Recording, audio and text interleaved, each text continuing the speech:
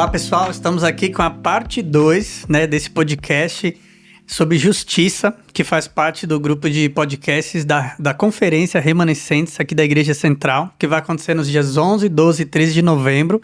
Né, se você não viu a parte 1, corre, assista também para você pegar todo o contexto. E eu tenho comigo aqui dois convidados muito queridos, que é o Márcio Scarpellini, né, que estava aqui já na primeira edição, na primeira parte, está aqui com a gente. É empresário, cientista social, diretor escolar, faz parte do projeto social Missão Amigos. E também o Coronel Terra, líder do PMs de Cristo, né, militar de São Paulo, veterano, e é coordenador nacional de oração da União de Militares Evangélicos do Brasil. Né, a gente já falou bastante sobre definir, né, a justiça, definir os remanescentes. Né, a gente começou a trazer já a junção, né, desses dois temas, de ser remanescente na justiça. E agora eu queria ouvir um pouco de cada um de vocês, na prática aí, na sua vida, né, no papel que vocês estão exercendo hoje, né, no dia a dia, como é que tem sido, né, colocar em prática essa questão de ser um remanescente na justiça e também buscar formar, né, remanescentes na justiça, assim. Então, gostaríamos de ouvi-los agora. Vai lá, Márcio. Tem uma frase do Chesterton, que ele fala assim, que cada época é salva por um pequeno punhado de homens que teimam em não ser atuais. Que bonito. Né? Então, assim, ser remanescente é um privilégio enorme, né? Então, assim, e um desafio proporcionalmente correspondente, né? Então, assim, é um privilégio para quem é, mas é um desafio de vida. Cobra só isso, a vida, né? Então, ser remanescente vai cobrar a vida, como cobrou de Noé, né? Nós já estamos, né, no capítulo anterior. Sim. Cobrou dos remanescentes famosos. Assiste lá, quem não lá. viu, né, o primeiro. E aproveita, gente, só rapidinho, mas curta esse vídeo, né, comente, envie para mais pessoas aí, isso ajuda, né, o YouTube aí mostrar a relevância desse conteúdo. Então, ajuda a gente aí, nesse vídeo e no anterior também. E é interessante que cobra a vida, né, do remanescente, porque ele vai gerar vida. Tudo que gera precisa se dar. Então, a mulher que gera vida, ela se compromete completamente com aquela vida que ela está gerando. Né? A forma do corpo dela alterada, os níveis de hormônio e tudo mais, enfim, ela se compromete completamente. Tem que abrir mão da sua vida. Tem que abrir mão da sua própria vida para gerar a vida. Então, tudo aquilo que gera vida compromete a sua própria vida. Como a semente, né? Como Se a ela semente. cair na terra e não morrer, ela não gera vida, né? Então, e isso leva a uma consequência que é muito interessante também. Apenas remanescentes podem ser precursores. Tá? Anota aí, então, gente. assim, aquele que é remanescente, ele vai ser o precursor de uma nova era. Uau. Então, nós temos o mundo antediluviano e o mundo pós-diluviano. Tudo que aconteceu dali para frente Verdade. foi precursor. Quem foi precursor? Noé. O remanescente. E seus filhos, o remanescente. Uau. Então, o que é remanescente, ele vai ser precursor de uma nova era. E é uma responsabilidade, né? Só isso. Imagina. Né? Então, é muito interessante, né? Imagina, acabou toda a humanidade, sobrou só você. Você sabe acender fogo?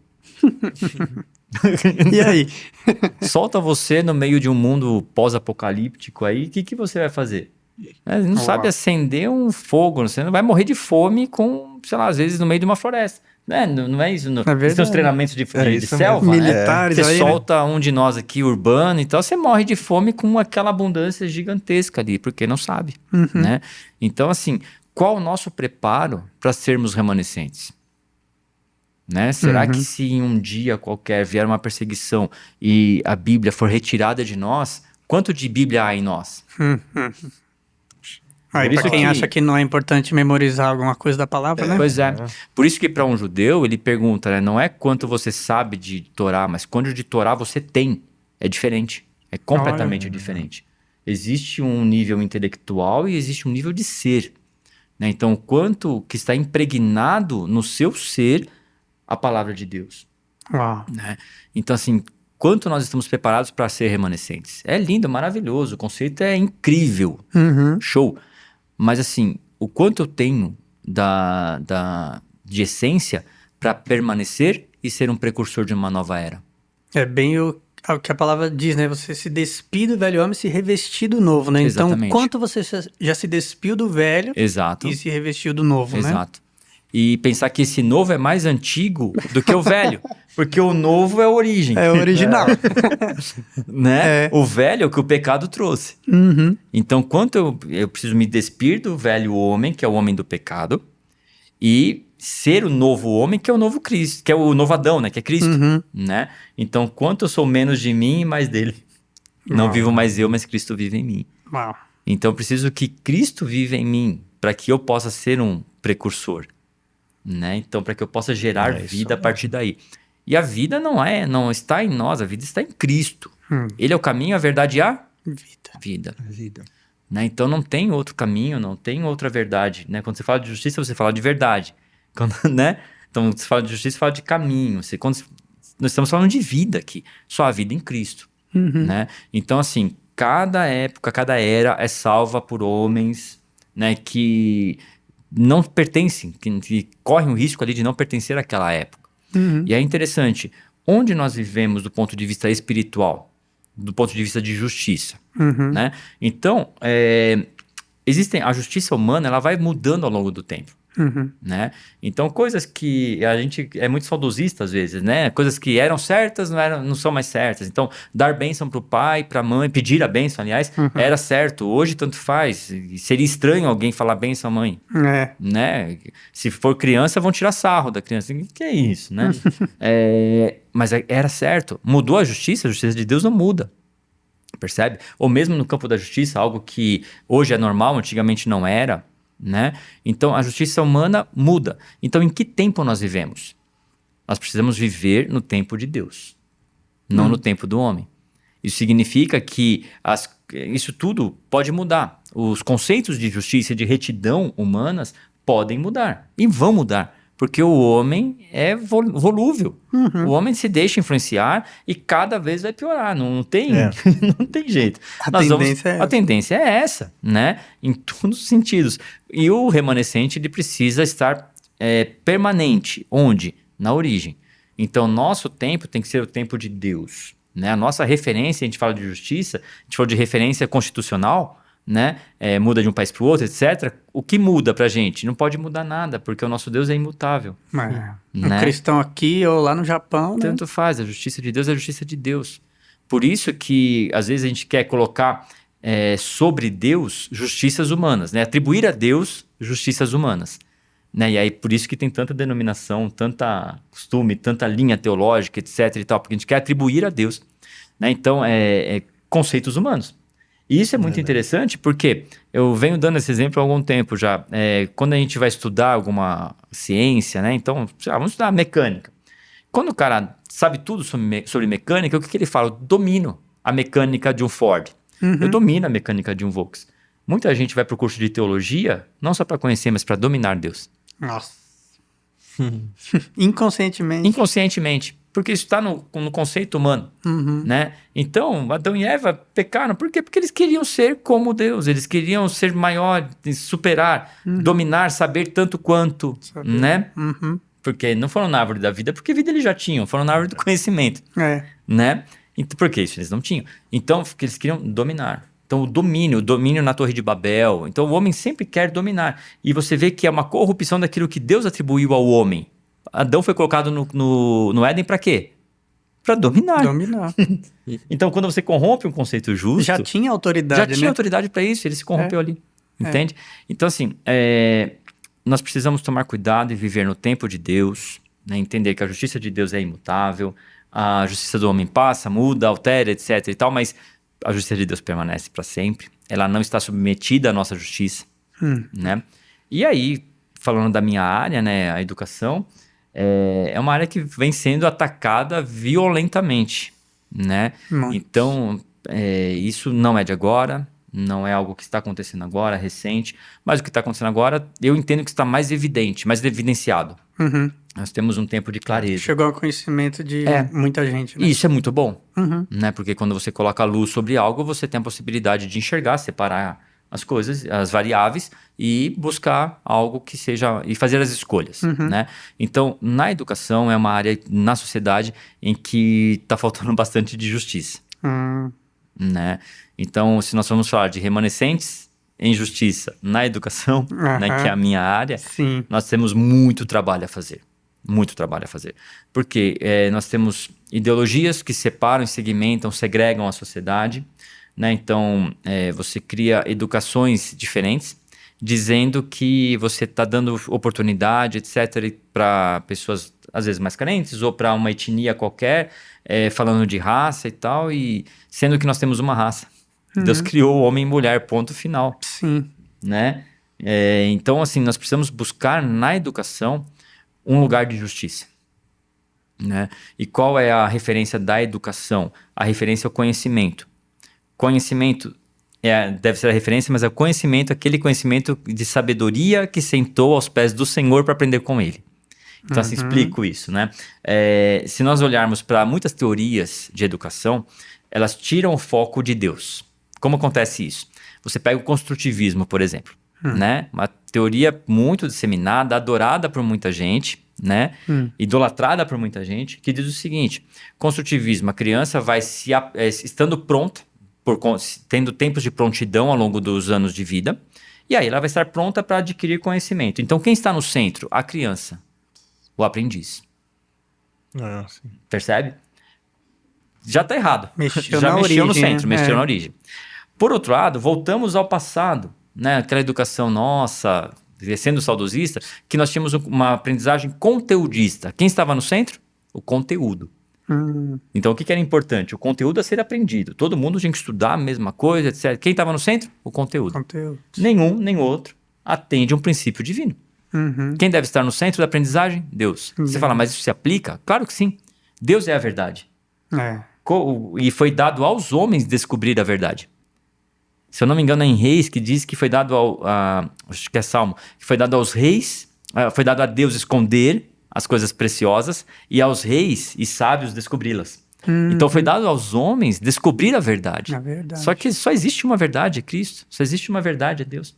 Então, se nós colocamos a verdade no centro, nós vamos conhecer tudo o que a verdade gerou. O que a verdade gerou? Céu, terra, mar, todas as ciências, todo o conhecimento. Então, se o alvo é Cristo, nós vamos conhecer todas as coisas que ele fez.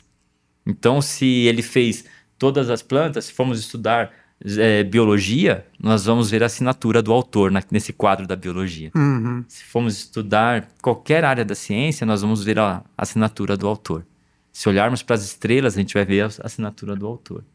Percebe? Então, se nós colocarmos o autor de todas as coisas no centro da aprendizagem, o resto a gente vai passar e caminhar para a verdade. Então, a verdade tem que ser o centro. A base da justiça na educação é a verdade que é Cristo.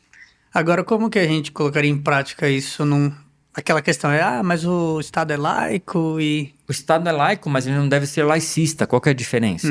Ele é laico no sentido de que ele precisa tratar a todos de forma igual, com base no costume, nas leis vigentes, independente da religião de quem quer que seja. Isso, ok.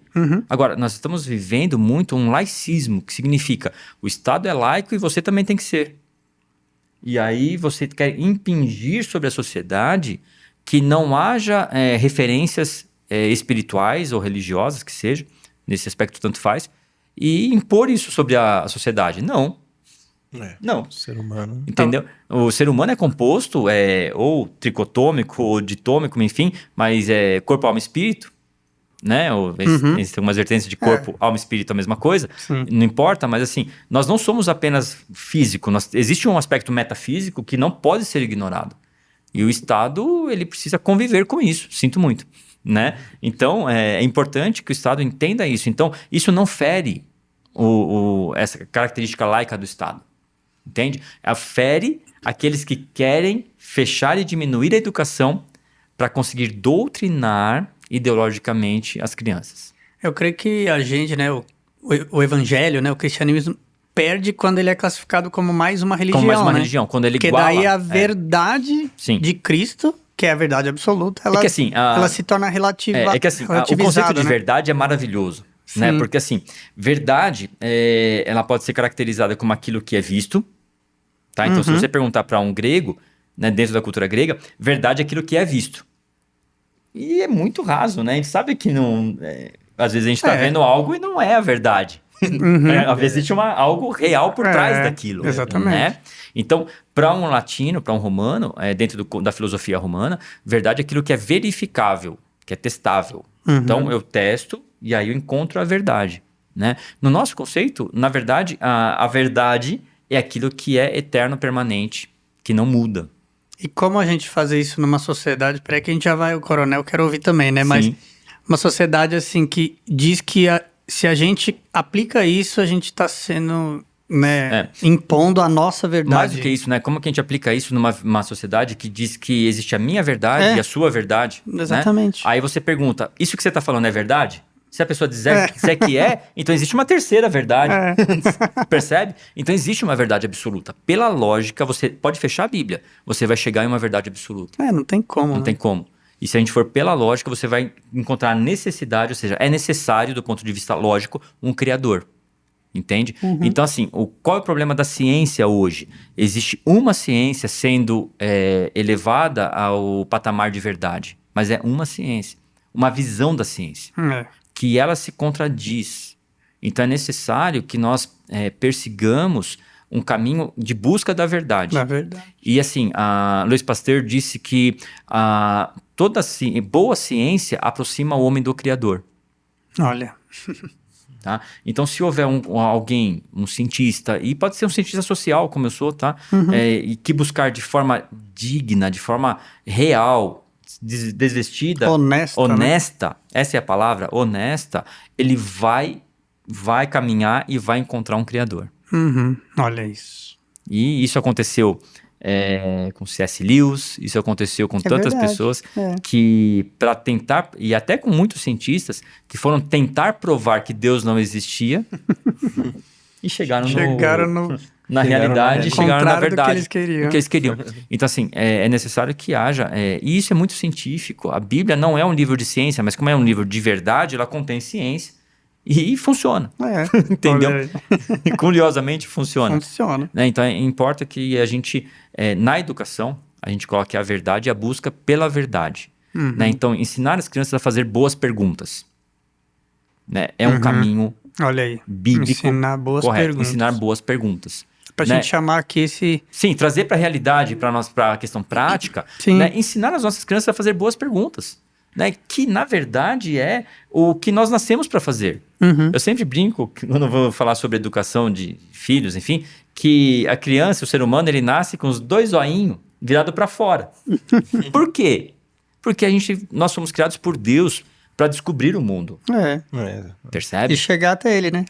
Então, a palavra diz, né? Tateando. Tateando, e aí nós vamos descobrir o mundo. Então importa que nós ensinemos as nossas crianças, só que o sistema educacional está errado. Desculpa, como educador dói falar isso, mas é verdade. Por quê? Nós nascemos com o zóio virado para fora, e quem tem filho sabe disso, né? Criança começa a falar, né? Fala uma outra palavra, daqui a pouco começa a perguntar por quê. Por quê? É a pergunta natural de uma criança. Descobrir as coisas. Por quê? Porque ela quer descobrir. Então, na natureza, está expressa a função que Deus nos deu, descobrir o mundo. Né? Adão foi um biólogo fantástico. Por quê? Porque ele deu nomes aos animais. E, curiosamente, na época de Moisés, quando Moisés escreveu o Pentateuco, eram os mesmos nomes que Adão tinha dado. Está escrito na Bíblia. Esses nomes foram dados e são nomes tão bons que continuavam permaneceram. Percebe? Então, assim, as crianças foram criadas por Deus para perguntar e descobrir o mundo. Aí a gente pega essa criança, coitadinha, bota ela na escola para ela responder perguntas.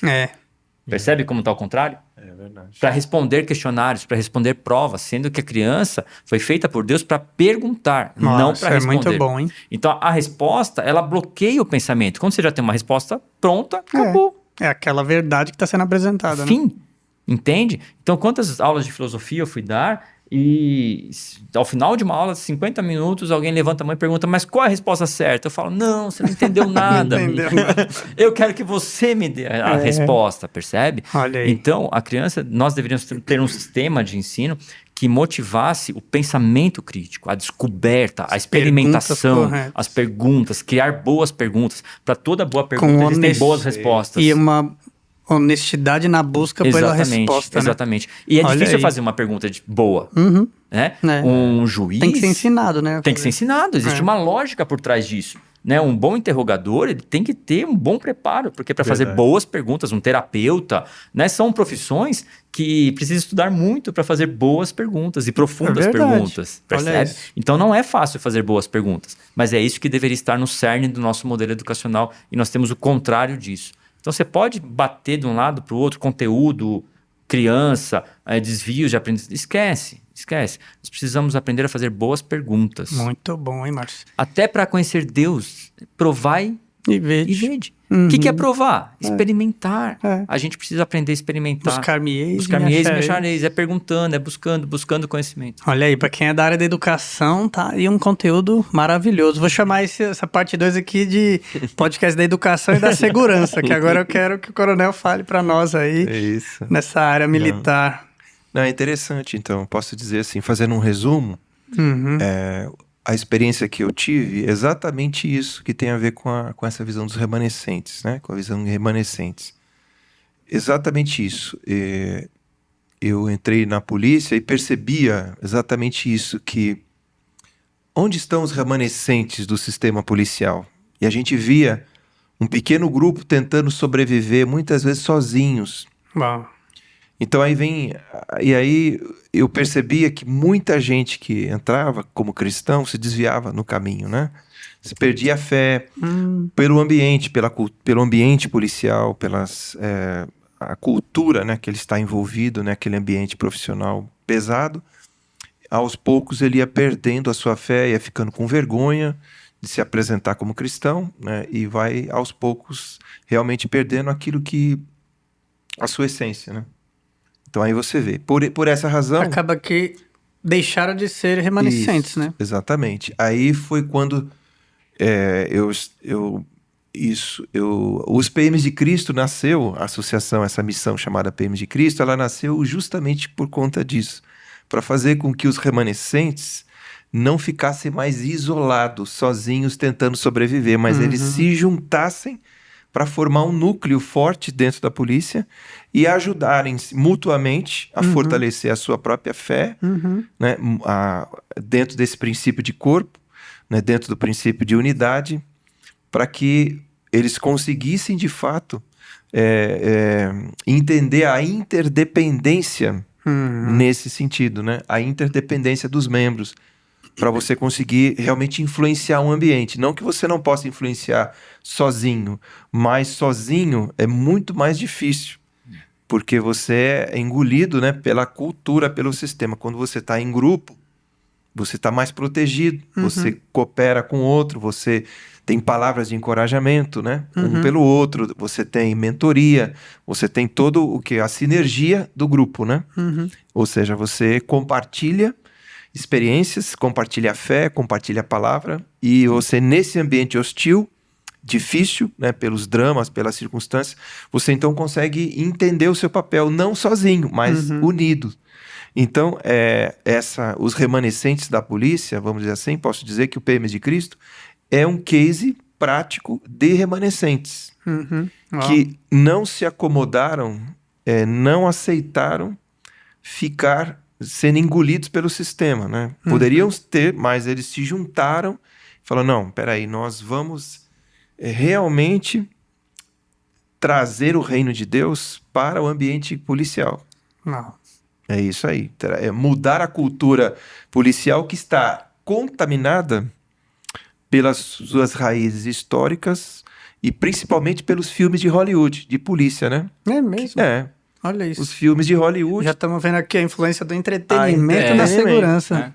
E isso, além, né, de você ter, né, no sistema de justiça criminal, que a polícia faz parte do sistema de justiça criminal do país, ela é um dos membros, né, do sistema de justiça criminal, ela trabalha para isso, para que haja justiça, né, na prática, mas ela tem o quê? Toda uma contaminação que envolve as leis, a legislação, que envolve a cultura, Nossa. né, do sistema, a cultura organizacional, e não deixa de ter uma grande influência de cultura da mídia, né, e dos filmes. Meu Deus. Né?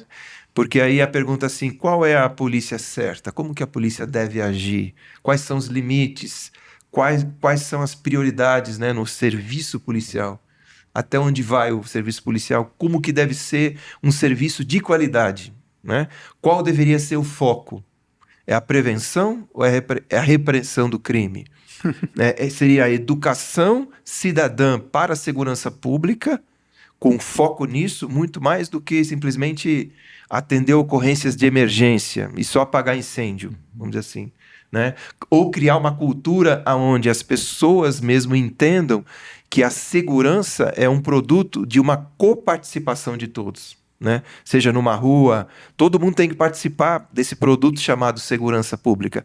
Não é um setor não é só a polícia Trabalha isolada, sozinho. não. Esse é um debate atual mesmo? Assim, Sim, é um debate que agora ele é exatamente isso que ele falou e que tá falando aqui. Eu creio que os remanescentes, nós que somos uma geração que está vivendo o ano bicentenário do Brasil, olha só, que é o 4º jubileu, né? Contando os 50, quarto jubileu, ano bicentenário. Eu, na minha casa, eu falei um ano de convergência, porque eu estou completando 40 anos de polícia militar, acabei de completar, 60 anos de idade, PMs de Cristo, 30 anos, Uau. Minha mãe, 90 anos, Brasil, 200 anos, ou seja, tudo um ano de convergência. E eu vejo assim, gente, que coisa incrível. Ou seja, é realmente aquilo que você falou, Márcio, o início de um novo ciclo. Sim. Né? Nós estamos num ano aí com um novo ciclo. Aquele que permaneceu remanescente agora vai se tornar precursor de um novo tempo. Agora vai se tornar precursor desse novo tempo. Uau. Então eu vejo que nós, todos que estão aqui nos ouvindo, nós fazemos parte dessa geração. A gente pode dizer que é um tempo de oportunidade. Nossa, incrível. Eu posso dizer, olha, estou há 40 anos na Polícia Militar e sabe como eu enxergo daqui para frente? Eu como se fosse um novo filme, uma nova produção, uma nova produção da segurança pública no Brasil. Mas assim, não é pouca coisa não. É mesmo. É de alto impacto. É de alto impacto. É com raiz profunda. A chance que a gente tem de construir daqui para frente, né, uma nova história na questão da violência no Brasil, questão da segurança pública, né, é muito grande. É como se Deus estivesse dando de presente para a nossa geração exatamente isso que você falou, né? As ferramentas, todo um contexto para a gente viver esse novo ciclo, né? Que você falou, esse início desse novo ciclo na história do Brasil. Né? E isso atinge nossas vidas pessoais, né? Nosso relacionamento pessoal com Deus, a nossa família. Sim. Então, eu posso dizer assim que isso está ficando cada vez mais claro para mim. Engraçado, há um tempo atrás, eu sempre tive esse sonho, eu sempre imaginei, eu sempre acreditei nisso, mas eu não sabia quando isso ia acontecer, sabe? Fala assim, olha, um dia vai acontecer essa virada de chave, né? E eu tô vendo que ela antecipou muito mais do que eu imaginava. É mesmo. Esse ano de 2022 está sendo o início desta virada de chave no Brasil e na igreja brasileira, especialmente nessa área que eu estou envolvido, né, que é justamente os remanescentes do sistema de justiça criminal, como um todo, justiça que envolve polícia, envolve todos os atores de justiça no Brasil, que não deixa de ser nós todos temos parcela nisso, né? Toda a população tem uma responsabilidade, né, no processo. Mas é exatamente isso, eu creio que nossa geração está vivendo aquilo que muitas plantaram, deixaram, né, com choro, lágrima, e talvez avistaram pela fé. E nós, pela fé, estamos vivendo e avistando o que vem nesse novo ciclo, né? Então é algo assim muito bonito esse momento de transição e de mudança mesmo. Um privilégio para nós, né? É verdade. Meu Deus. Forte, né? Faz a gente ficar pensando assim muito, né? Porque às vezes parece que eu tenho também esse sentimento, sabia? Que às vezes a gente tá vivendo um tempo que parece que o que Deus tá querendo é só assim, continua, né? Persevera, não se contamina. Lembrei de Hebreus 12, né? Dizendo, Hebreus 11 fala dos heróis da fé, né? Homens que a gente pode dizer que são remanescentes, né? Sim. Um grande moral ali de remanescentes e E começa o capítulo 12 dizendo que existe essa grande nuvem de testemunhas, né? Todos esses que, de uma forma semelhante a uma torcida, né? Estão aqui observando, né? E, né, como se tivesse, assim, Cristo, né? O nosso intercessor está lá intercedendo, que eles não desanimem, né? Como Jesus falou para Pedro, né? Sim. E aí a gente tá vendo tudo, né, se relacionando, que a questão da aprovação que a gente falou no primeiro bloco, né? O remanescente é aquele que depois que passa na prova. E tem um momento que Jesus fala, né? Pedro, Satanás pediu para peneirá-los como trigo. E aí a gente, né, num evangelho assim superficial, se você não conhece, você pensa assim, aí Jesus vai dizer assim, não, Pedro, então eu repreendi Satanás e não. Jesus fala, mas eu orei por vocês para que a sua fé não desfaleça. Então Jesus não livrou, né, Pedro e os discípulos da provação, da peneira, né? Mas ele orou, intercedeu para que a fé não desfalecesse. Então a gente vê ali na prática, né? Mesmo. O conceito de remanescente acontecendo. E às vezes é esse sentimento que eu tenho, assim, como igreja, até como pastor, né?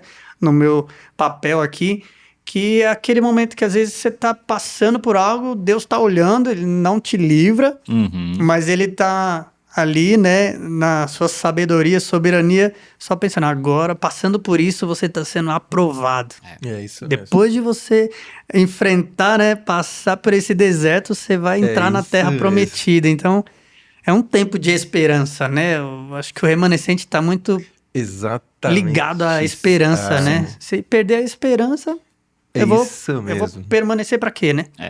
Acho que eu gosto muito desse texto bíblico lá de Coríntios 13, né? Permaneçam, pois, a fé, o amor e a esperança, né?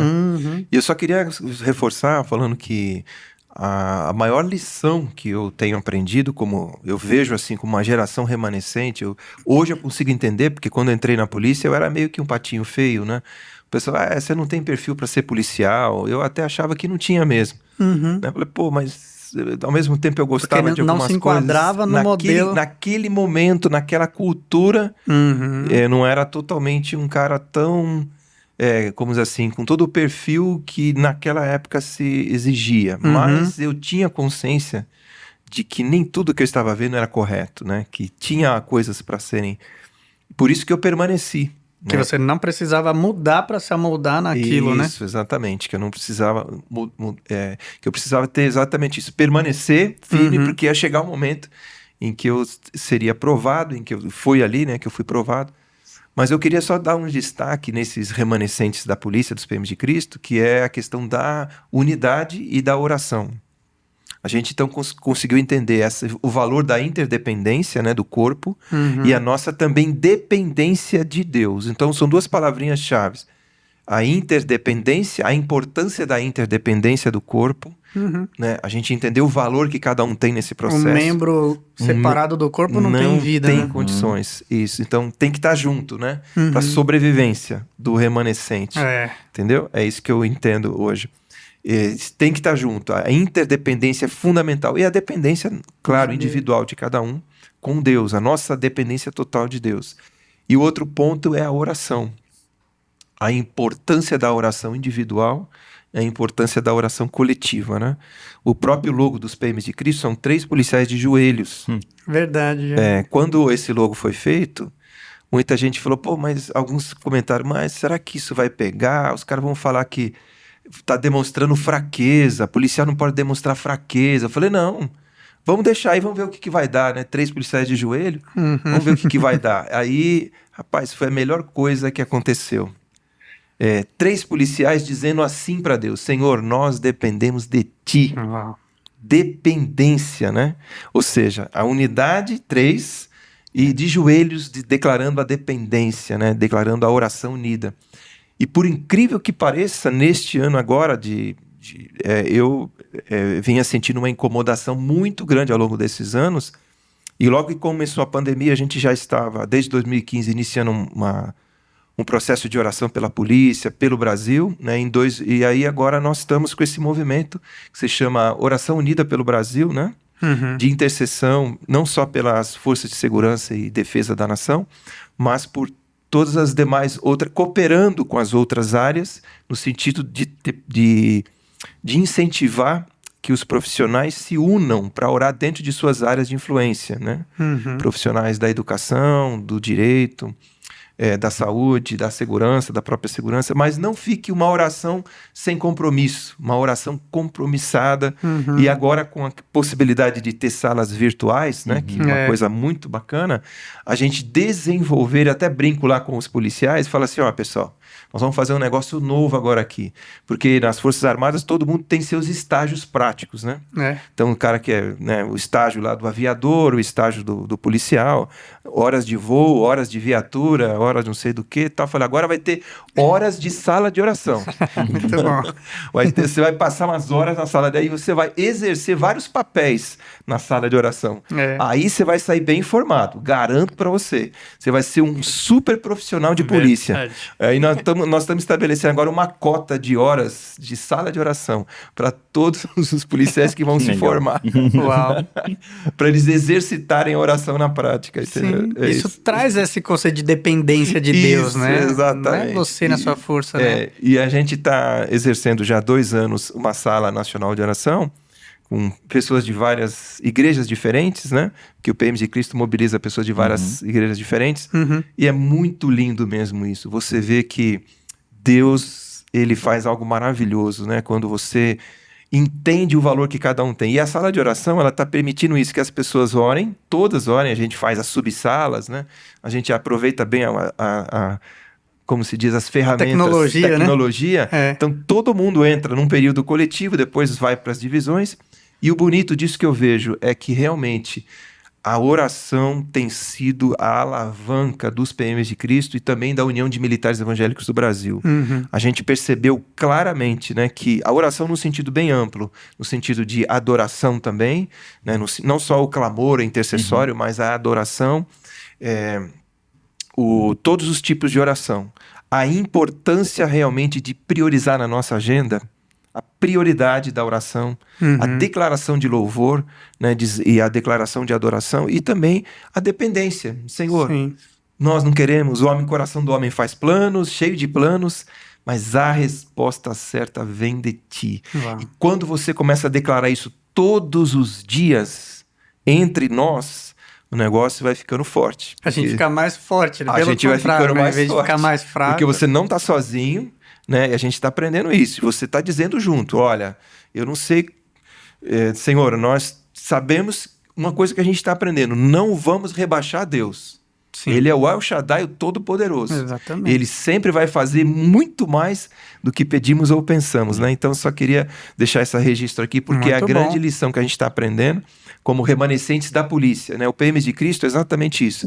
É um remanescente da polícia, é o corpo de Cristo dentro da polícia, declarando, não, nós não vamos nos contaminar com a velha estrutura de segurança pública dos filmes de Hollywood. Nós queremos uma polícia que seja dentro dos princípios de Deus e da justiça, né? Que seja justa, que respeite o ser humano, que preserve a vida em número 1, dignidade humana, né? E que tenha respeito aos direitos humanos, mas de forma prática, seja no falar, no agir, em todos os sentidos, né? Servindo a comunidade, servindo o povo, realmente utilizando todo o princípio de qualidade e de justiça, né? Que é isso que nós queremos, uma polícia justa, honesta, que sirva com qualidade e que respeite o cidadão em todos os sentidos. Então isso é justiça plena. Muito bom. O Coronel está trazendo essas práticas, né, espirituais que nos possibilitam ser, né, um remanescente, como a questão da oração, né? Tudo isso.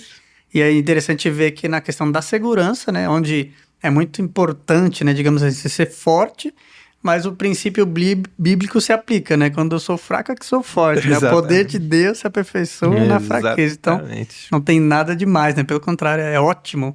E até só trazer aqui que o Coronel tinha compartilhado com a gente anteriormente, né? Que quando você foi comandante, numa situação difícil, achei muito interessante. Convidou pastores, né, do bairro para orar, mostrando que é um conjunto, né? Exatamente. Até o policial remanescente ali, ele é interdependente, né, da igreja, do corpo de Cristo, né? Muito bom. Diz aí, Marcos. Que a oração, o risco de orar é que Deus responde. Isso é legal, né? Boa palavra. Muito bom. Eu aprendi há um tempo atrás em uma comunidade de missionária, é a prática de orar e parar para ouvir Deus falar. Porque na oração, muitas vezes, a gente se preocupa em orar bem. E É verdade. Primeiro que a gente não sabe o que pedir, muitas vezes, né? Então, assim, nós precisamos entender a oração como uma ferramenta, uma arma poderosíssima no mundo espiritual. Exato. Precisamos entender. Né? Então, orar sempre, parar para ouvir Deus dizer. Muito bom. Né? Então, muitas vezes, é aquela história da conversa monótona, né? Você imagina se um de nós aqui parar e falar e não para de... Né? E os outros só fica. Não tem o momento de falar, né? Quanto a gente não faz isso com Deus? A gente fala, a gente quer dar ideia para Deus, né? Deus, se você fizer desse jeito, eu acho que vai dar certo, né? Então, me atende aqui e tal. Vamos parar um pouquinho para ouvir Deus falar, né? E é tão lindo como Deus fala. Muito. Como Deus fala. Sim. Né? Então, no ambiente escolar, quantas vezes Deus já falou, Deus já mostrou, né? E é importantíssimo ouvir Deus falar, porque Ele sempre tem algo inédito para dizer pra gente. Totalmente. E voltando à questão do tempo em que nós vivemos, eu entendo que nós estamos vivendo um tempo de coisas inéditas. É verdade. Uau. Tá? Então, assim, quando Israel estava no deserto, o normal, imagina que o camarada nasceu quando Miriam estava batendo ali o pandeiro, o cara nasceu. Esse cara tinha 38 anos e a vida dele inteira ele comeu comida que caiu do céu. O que é o normal na vida dele? Chover comida. Não tem nada demais. É normal. E aí quando ele entra na terra, milagre agora é sair comida do chão. Isso é normal, porque o normal era cair comida do céu. E aí eles instituem uma festa de Pentecostes para celebrar um milagre. Uma coisa totalmente fora do comum, que era sair comida do chão. Né? É verdade. Isso Nós estamos passando por um tempo que nós saímos de uma pandemia, que na proporção que foi, é inédito. Então nós somos remanescentes. Entende? Nesse sentido, nós somos remanescentes. E aí você percebe que a tecnologia, o celular que nós tínhamos antes da pandemia, nós temos hoje ainda. Não mudou nada. O 5G ainda não está aí para tudo, né? Para todo mundo. Não mudou nada, mas o que mudou foram os hábitos. Então, com a pandemia, é normal hoje nós fazemos reuniões de oração e tudo mais, com a mesma tecnologia que nós tínhamos antes. Não mudou nada, mudou o hábito humano. Mudou o hábito. É verdade. Percebe? Então, nós pertencemos a uma geração anterior à pandemia, que passou pela pandemia e que hoje está num pós-pandemia. E nós ainda, que a gente já tem mais... A gente não é mais velho, a gente tem mais experiência, tem mais tempo na Terra e tal. A gente vem de um tempo que não tinha celular. Né? Eu tenho o meu pager guardado. Meu Deus! Então, assim... E aí, qual que é o ponto, Isaac? É um ponto que é um desafio para mim, sabe? É não ficar no passado. Sim, é verdade. Entende? Porque nós podemos passar por tudo isso e ainda gostar do passado. Esse é um desafio que eu me imponho. Porque eu gosto das coisas antigas. Eu tenho na minha sala minha máquina de escrever. Eu tenho isso. Entende? Só que se você entrar na Terra Prometida e continuar orando para cair comida do céu, maná, cara, acabou o maná. Eclesiastes fala que não é sábio ficar dizendo, nossa, o tempo passado era bons melhor. Os dias passados. Os dias passados. Esquece. Existem coisas inéditas que o Senhor tem preparado para hoje. Uau, muito bom isso. Então nós precisamos ser precursores de coisas inéditas no Senhor. Acho que essa é uma grande lição, né? A gente aceitar a identidade de precursor para ser somada ao remanescente. E o precursor né? não pode voltar no passado. Então, Não cara, pode. para de orar pedindo que o maná caia. Não vai cair, você vai ter que plantar para colher. E isso continua sendo um milagre. Muito bom, muito então, bom. assim, o precursor, ele não fica parado. O mundo era mais justo, era mais seguro, a educação era melhor. Esquece. Deus tem coisas mais excelentes para esse tempo. Amém. Meu e nós, Deus como do céu. precursores, eu brinco, né? Eu falo para os meus irmãos, né? Cara, a gente não é mais jovem. Hoje nós somos os tios. Então, o que nós vamos deixar? O que nós vamos deixar de legado, né? Não de herança. Herança é o que eu deixo para os meus filhos. Legado é o que eu deixo neles. Né? Existe uma diferença enorme. Exato. Né? Então, o que eu vou deixar na próxima geração? E nós temos um potencial gigantesco. Porque nós somos de antes da informática, antes da de toda a tecnologia moderna que nós temos hoje. Né? E acredite, o 5G ele foi segurado tecnologicamente por conta da pandemia, né? Ele estava pronto para ser implementado, mas se implementasse ali, você teria um problema muito sério. Conviver com pandemia e implementação de 5G. Então, segurou mundialmente isso, tá? Vai ser implementado. Isso tem um potencial de daqui 5 anos, cara, Tá tudo diferente. É outro mundo. É outro mundo. Outro mundo. Então hoje você já tá num teatro e você tá assistindo ali a orquestra tocando ao vivo e entra sei lá, Montserrat Caballé, pessoas que já morreram. E você fala, como? Não, é um holograma. Holograma. Isso tá acontecendo hoje. Meu Deus. Hoje. A gente não tá falando de ficção, não, é hoje. A gente não tá falando de algo gravado, a gente tá falando de algo ali ao vivo. Produzido ali. Ali ao vivo. É. Entendeu? Então você vê um dueto de alguém cantando ali com o Michael Jackson. Meu Deus do céu. Entendeu? Então a gente já tá nesse mundo. Então assim, quanto nós vamos ficar no passado ou quanto nós vamos nos entregar ao papel de precursor. Se submete a entender a origem, né? E conviver com um lugar que mana leite e mel. Legal, mas você vai ter que plantar. Você vai ter que... Entendeu? Então eu entendo que nós estamos entrando num lugar novo, num lugar, né, não geográfico, num lugar temporal, novo, de coisas inéditas e como precursores, caso queiramos ser e encarar esse desafio, precisamos nos entregar a deixar o que é passado e o que é velho, voltar à origem para conseguir chegar no destino. Novo.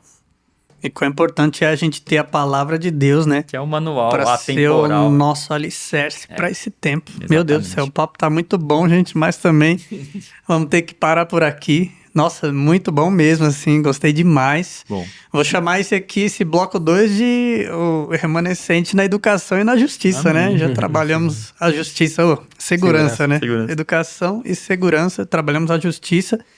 Foi falado um pouco do entretenimento, quero deixar o convite aqui, o próximo, fique atento. O nosso próximo podcast é sobre o remanescente no entretenimento, vai ser muito bacana também. E então não se esqueça, curta esse vídeo, compartilhe, faça os comentários aí, envie para o máximo de gente possível, tá bom? E que Deus abençoe, vamos continuar aprendendo, né, sobre remanescente, justiça, educação, segurança, tudo que o Senhor tem para revelar para a gente ser os precursores desse tempo. Amém. Isso mesmo. Muito obrigado, Coronel, obrigado, Márcio. Amém.